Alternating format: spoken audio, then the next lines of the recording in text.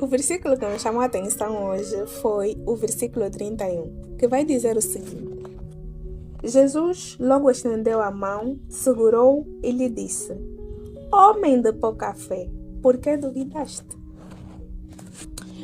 Vou confessar-vos uma coisa. Esse é um daqueles evangelhos que nós ouvimos muitas vezes e caímos no risco de pensar que já entendemos completamente.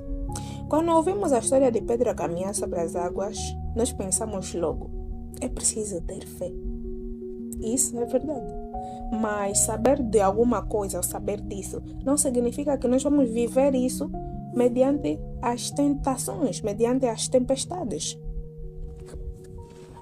E outra coisa que eu vi, que eu percebi, é que era de noite.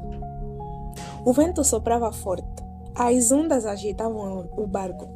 Eu teria medo. Os discípulos também estavam cheios de medo, mas mesmo assim, Pedro desceu do barco. Só conseguiu caminhar enquanto manteve os seus olhos fixos a Jesus. Mas quando ele começou a pensar naquilo que o dava medo, aquele vento forte, aquelas ondas, aí ele começou a afundar. Isso também acontece na minha vida. Quando eu tenho os olhos fixos no Senhor, eu consigo ter forças para continuar, porque o Senhor nos dá um propósito, o Senhor nos dá uma identidade de vida. Mas quando eu começo a pensar naquilo que são as minhas preocupações, naquilo que são as minhas fraquezas, naquilo que são os meus medos, aí sim a dúvida aparece. A dúvida me trava, de certa forma, a dúvida me faz afundar. E mediante essa afundar, nem Pedro, nem Jesus ficaram parados. Pedro vai dizer: Senhor, salva-me. E o Senhor vai estender a mão a Pedro para o ajudar. Isso fez-me lembrar de uma luta pessoal.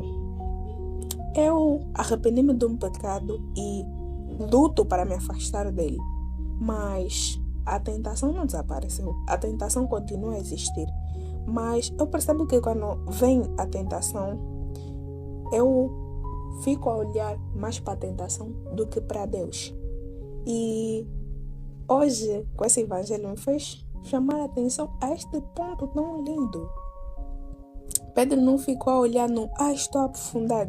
Pedro voltou a olhar para Jesus e disse: Senhor, salva-me.